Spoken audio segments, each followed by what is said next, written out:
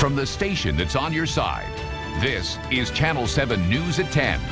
A Maumelle woman thankful to be alive after her heart stopped just weeks ago. Tonight, the story of how doctors at Baptist Health brought her back to life by chilling her body. 28-year-old Kim Hill and her husband Zach have been married for 2 years, still in the so-called newlywed phase and planning for the future. But what happened to Kim just weeks ago was something they never could have planned for. Maumelle 911. My wife is laying in bed and she was like hyperventilating, and now she's like screaming and I can't get her to wake up. Yeah, she's still moaning really loud. Do you know, has she had any injuries previously? No. And I've shaken her, I've turned the lights on, I've clapped and whistled, and I can't get her to wake up. Zach was in a state of shock, scared, and thinking the worst.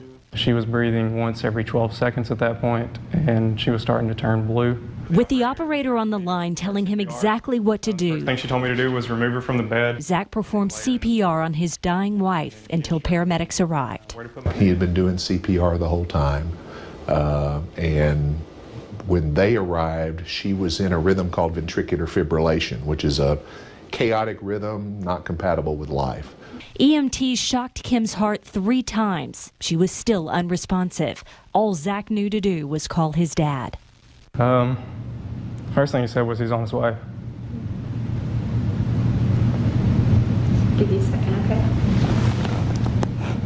After working on Kim for almost 30 minutes, paramedics loaded her into an ambulance headed for Baptist Health Medical Center, North Little Rock. It was very much a miracle that she made it to the hospital. The statistics for Kim's survival and well-being were sobering. Cardiac arrest outside the hospital kills roughly 250,000 Americans each year. Those who do survive are at risk for neurological injury. She was completely unresponsive, and honestly, it looked really bleak. The cynic in me wasn't sure this beautiful young lady was going to make it.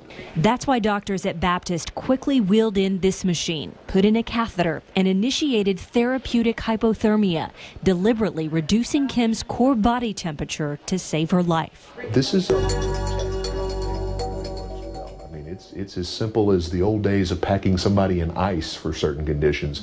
We just have a more efficient way to do it. The idea is if we can slow down the body's metabolism by cooling it, then the body will not sustain as much damage with the brain.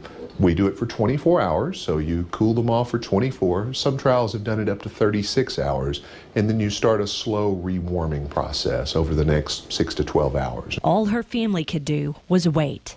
And knowing that she may not make it out seemed like an eternity to wait.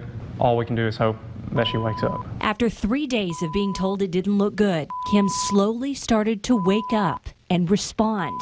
Not only did Kim make it, this is her today. Virtually no neurological damage thanks to that therapeutic hypothermia. I went from in such critical care to bouncing back pretty quickly. This is one of those kind of things that you'll remember your whole career.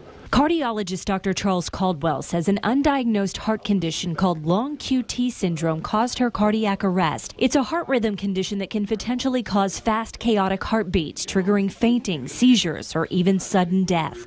This young couple now has a whole new perspective on life. I just think you really never know how much time you have. I mean, look at me. You never know, like 28 years old, and I pretty much died. My heart stopped. Kim is beyond thankful for the care she received and a husband who did everything in his power to keep her alive.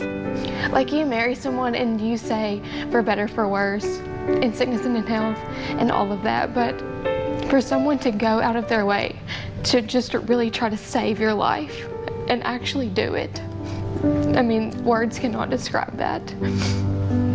I feel like there's a lot of things that added up to a purpose that she's still supposed to be here. Kim has an implantable cardio defibrillator that can get her heart back into a rhythm if this happens again. Other than that, she should live a normal life. Dr. Caldwell's advice for everyone watching tonight: get trained in CPR so you too can protect your loved ones. And if you're having heart palpitations or just don't feel right, he says you should definitely get screened.